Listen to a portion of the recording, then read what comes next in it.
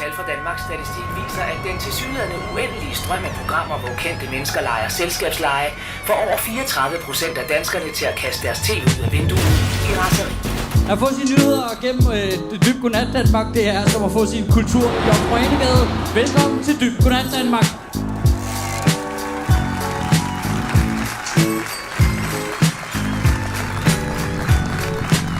Hej Aalborg! Må jeg lige sige noget, inden vi går i gang? Og det er et åbent spørgsmål til panelet og dommeren. Det er fordi, jeg var nede og afleverede pant i går. Ja. Så jeg tænkte faktisk på, om vi skulle spille om FIFA i dag. Okay. Vildt, du har kontanter. Det vidste jeg ikke fandtes. Hvad er det, der er på? Der er en eller anden form for... Marmelade, tror jeg.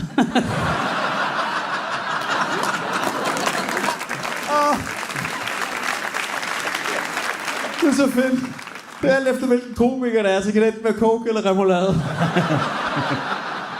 Mohammed kender godt til kontanter. Så nu har du oplevet racisme. Alright, men udover at vi spiller op den her 50'er, så giver jeg jo point undervejs. For rigtigt svar, forkerte svar, god input. Er det her billede fra krigen i Ukraine, eller fra Aalborg? Jeg tror, det er en afhøring på Guantanamo-basen, det der. Der står et barn og hygger sig med at kigge på. Det er nogle unge lærlinge, de har på Guantanamo. Men det spøjse ved det hele er jo, at man får det der, når man ikke ligesom har fået en dame på krogen. Men i Aalborg, med alle de kønssygdomme, der ser man også sådan der ud, hvis man har fået en dame på krogen. Nej, ham der, han er bare rigtig dårlig til tennis. De påstår, at det kun er en nordjysk ting. Er det ikke? Altså... Nej, det er ikke Nej, det er korrekt. fandme ikke rigtigt. Nej, vel? Det kan jeg afkræfte. Jeg er uddannet bager, og der skete nogle gange det ved bagdøren, at vi ville bare få sådan en duk, og så stod der en eller anden med et skævt smil i en alder af 26 og sagde, hvad koster 4 kilo kanel? Er ikke det, de putter i skumslukker og sådan noget? Den her tradition med at dække sine venner i kanel, når de ikke er blevet gift, når de er 25. Ja, kanel det er 25. Så hvad putter man så i... Så er der peber på 30. Peber, ja. Og så er der bare brosten på 60, eller... Nej, det tror jeg er gurke mig. Men så vender man dem også om, når man binder dem til lygtepælen. I Somalia er det bare med kamel, vi bruger. Nu er du selv. Så skulle jeg alligevel have lavet i Kina, at det gurke mig, og det turde jeg ikke. Traditionen har længe vagt sure miner hos husejere, der må se ejendomme sølet til kanel, og hos Aalborg Kommune, der betaler i dyre domme for at få det fjernet. For eksempel en 25-årig mand bundet til et kors. Hans venner har fyldt en løvblæser med flere kilo kanel, og de blæser det hele i hovedet på manden, der hænger på korset. Der er også den velkendte pulverslukker fyldt med kanel. Hvad? Ja. Inden ved kommunen sidder de bare og tænker, hvad har du galt med ild? TV2 Nord har tidligere fortalt om, hvordan kaneltraditionen har skabt frygt for børns sikkerhed. Fordi der blev kastet med så meget kanel, at trafikskiltet blev dækket. Det er fedt, når det fyrer. Men I er med på den helt seriøse bane, er der en, der er død af det der, ikke? Fordi at man kan sætte ild til kanel. Er der en, der er død? Nej. Er der en, der er død? En dansker? Ja, død. Er det utroligt vigtigt? Ja. Nå, men, Et menneske, det er en racist. Der brænder et menneske. Det er Himmerlands Boligforening, der har mange ungdomsboliger, og der er pedellen ved at være lidt træt af det. Eller varmemesteren Kim Bæk. Han siger, der er unge mennesker, der bor her, så det bliver brugt tit. Der ligger hele tiden kanel. Men der har de fundet på en løsning. Hvad tror I det er? Han kommer og gør det for dem med sin løveblæser. Uanmeldt. Har han smidt rottegift i kanalen? Det vil være typisk pedel-Kim. Han har ikke lavet sådan ligesom en rygekabine, vel, hvor de kan gå ind i et lille afgrænset område på 8 kvadratmeter, og så bare...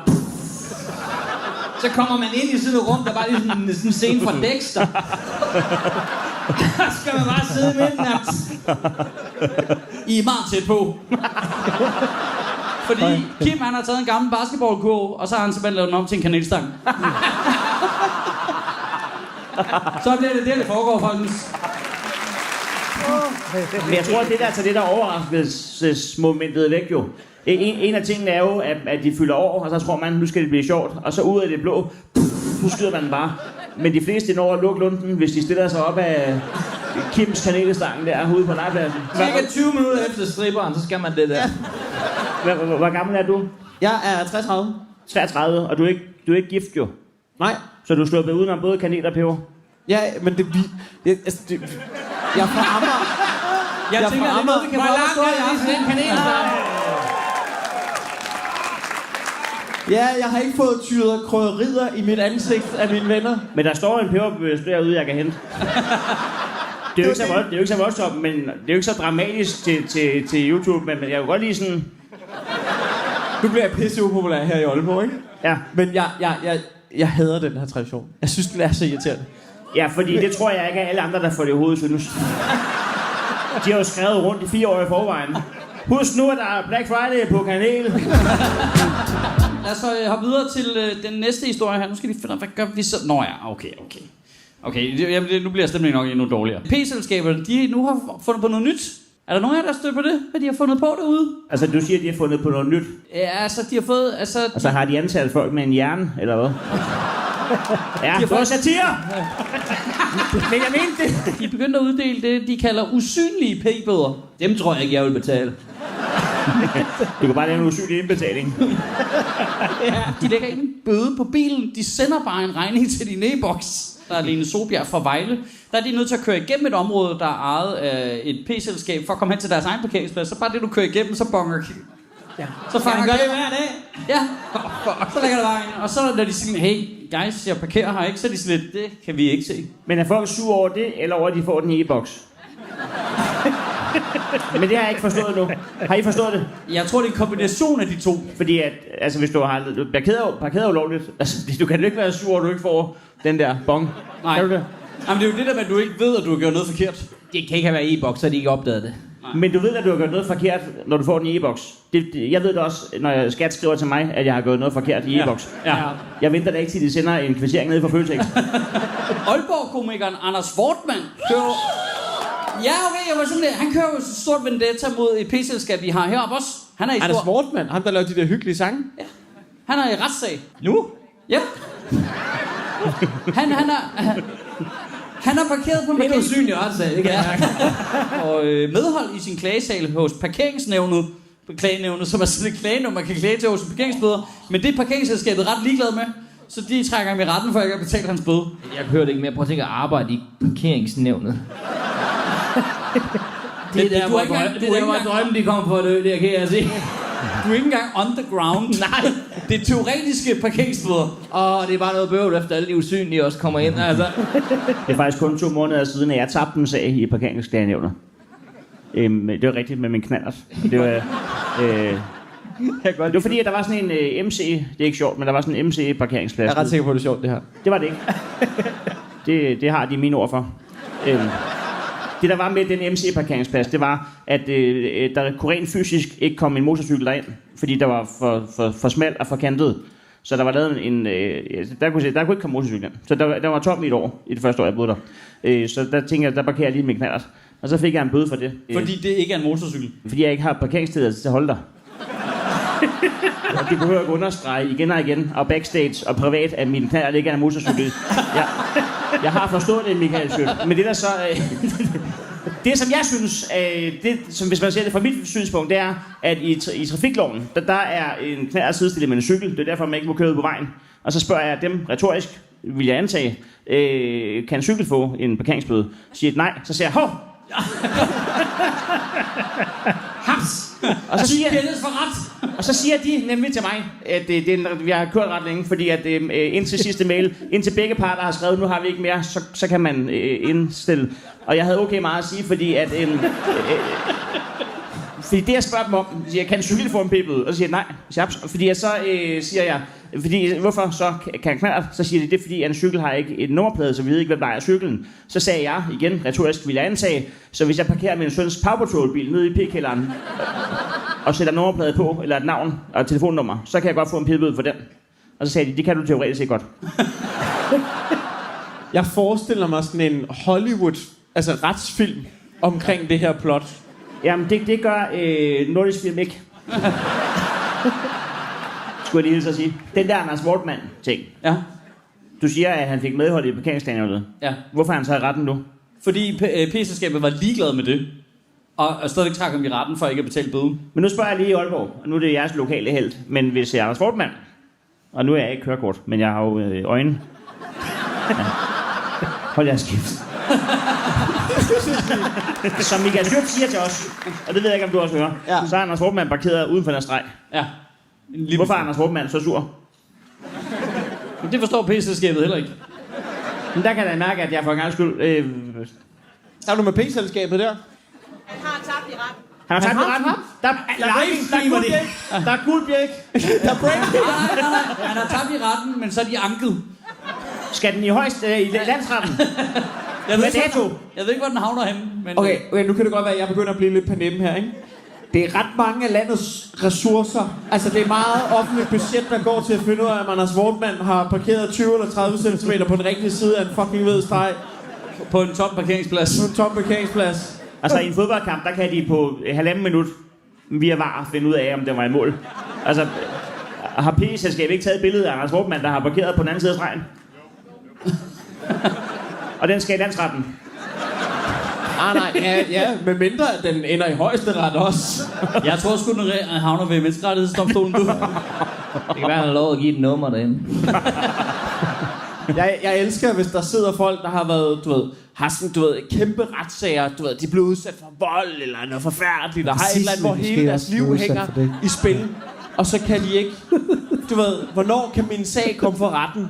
Men det kan den om et halvt år, fordi Anders Wortmann... Ja, det er rigtigt. Hvornår får jeg at vide, om jeg får forældremyndigheden tilbage over lille Axel? Det gør du, når Ja, det trækker ud. Ja. Jeg vil sige det sådan, hvis din forældreskabssag havner i parkeringsklagenævnet. så er du sgu dummet dig. Så bliver de desperat som forældre til sidst jo. Så klager jeg til Josh i chatten. De svarer trods alt. Nu skal vi til noget hyggeligt. Nemlig ham her. Morten Messerschmidt. Okay, der er dårlig stemme. Det er bare så vent til I hører, hvad han har skrevet på Instagram. Altså nu siger jeg bare noget. Dansk Folkeparti er fucked, hvis Aalborg buer er ham. Ja. Det er den dårligste meningsmåling i verden. Nu læser jeg bare op, hvad han har skrevet. Vores ældre skal have råd til at holde jul. Det har han skrevet. Det er ikke mig, der har skrevet det. Også i det toneleje. Alt sammen med versaler og udopstegn. Nu nærmer julen sig hastigt, og det efterlader os med et kæmpe problem! Altså, har han taget den der Trump-Twitter-ting? Det kunne godt se sådan ud. Julemaden er blevet markant dyrere. Og samtidig skal man have råd til julegaver, julepind og selvfølgelig til juletræ. Jeg vil ikke acceptere! Det er jo faktisk kun, og det er ikke så relevant egentlig for programmet. Det er jo mere sådan rent grammatisk, men det er vel egentlig ikke de store bogstaver, der får dig til at råbe. Det er vel kun udopstegnene. Er man ikke rigtigt? Ja, det ved jeg ikke. Jeg vil sige det. Men er vi om en sætning med små bogstaver og udopstegn skal siges højere end en sætning med store bogstaver og et punktum? Hvad er højest der? Det er et godt spørgsmål, faktisk. Jeg tror, Anders Wortmann er klar til at tage den i retten, hvis vi sætter ham. Det er jo folkepensionen. Med min politik vil de ældre igen kunne holde jul, som de altid har gjort. Sådan i 40'erne ved at sætte ild til en jøde, eller hvad? Ja. Men jeg synes, det er pisse farligt, det der med at bruge udtrykket hæv pensionen, hvis nu der sidder en forvirret menneske og tror, at han skal gå og hæve sin pension. Morten sagde det. Nu står jeg med den her i redde 50'ere. Følg mig, Ramolade. Er det kamera 2? Vi har ikke budget til at give kameraerne numre, men bare kigge ind i det der. Det er A, og det er B.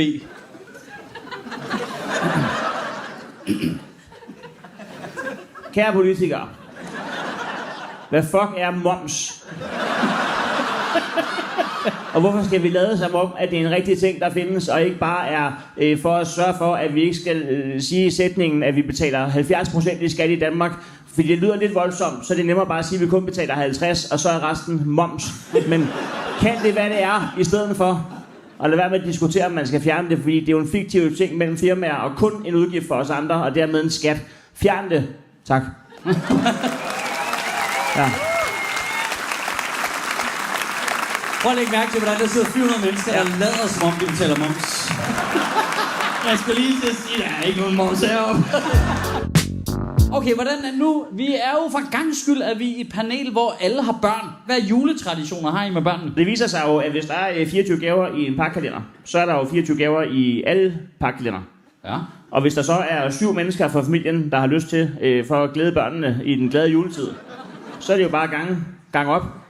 Og så lige pludselig er der jo 7 gange 24 gange 2 børn stykker nye legetøj til 10 kroner i lejligheden. Det er jo en invasion. Så skal man ikke gå i bar til det. Det er jo som, du ved, din lejlighed, det er jo ligesom at se sådan nogle klip fra sådan noget Bali, hvor de bare smider skrald ud i... Jeg kan da godt, altså Jonas Mogensen, der siger, så skal man ikke gå i bar til det. Altså, er det din løsning på oprydningen?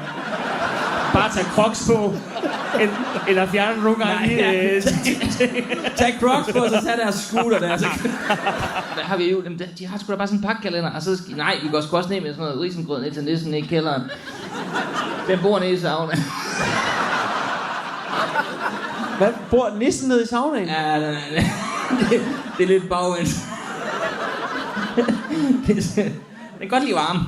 Der var lige en morgen, hvor jeg havde lyst til en bajer. Så gjorde jeg det, at jeg hældte øl i kaffekruset i stedet for kaffe. Og så inden at min kone nåede at sige noget, så sagde jeg til mine børn, ej, nissen har... Fordi så kan hun ikke sige noget. Det er skakmat. Det er fucking skakmat. Jeg vil lige sige til jer, i 2018 eller sådan noget, der skulle jeg lave Comedy Zoo's juleshow sammen med Mohammed Habane. Og så var det meningen, at han skulle være julemand, for det var han på plakaten. Og så skulle han skrive 5 minutter stand-up om at være julemand. Men så tør han ikke alligevel. Så det ender med, det er, at han... Skal jeg lave den? Jo. Okay, Du har brugt 10 minutter på at klæde om til fuld julemand. Jeg forestiller jer, jeg er fuld klædt ud som julemand, ikke? Kommer ind, det vi har kommet frem til at skrive, det er det her. Og go.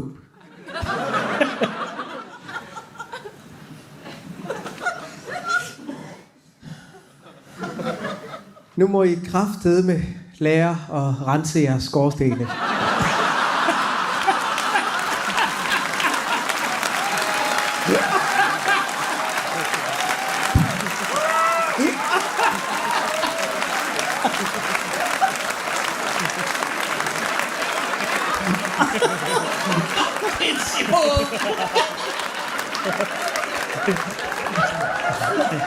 Psykologen her, Signe Stork Jacobsen, hun har lavet en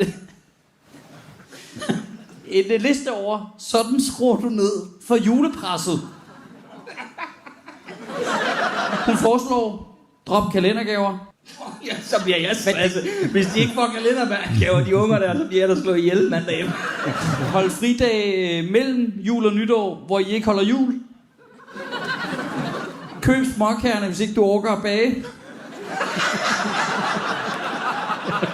Gør vi ikke alle sammen det her? Altså, er det der gode råd, eller noget, hun siger passiv og aggressivt til sin egen familie? Det virker meget som noget, hun prøver. Det er meget specifikt. Så kan man købe de brunkager, nu! Det bliver sindssygt! Hun har også delt jer op. Alle behøver ikke tage med til alle arrangementer. Vel, Jørgen? Hvor meget er det en hel artikel? Det er den længste artikel, jeg har med. Nå jo, hvis dit barn får drillenissen med hjem, den sådan en nisse-bamsefidus, der så har en rejsedagbog, du skal skrive i, så kan man bare skrive, den har set tv eller lavet med Lego. Det har den sgu da også. Hvad laver I andre derhjemme? Så får man en nisse simpelthen med hjem, eller hvad? Det, du kan risikere, det kan også være, det kan også være sådan, hvor det ikke rigtig nisse. Det ved du jo faktisk ikke. Der kommer en nisse hjem til jer. Ja. Jeg tror, jeg skriver tilbage. Nissen er konverteret til slam. Det kan vi også. Så får de bare sådan en ternet ninja med tilbage.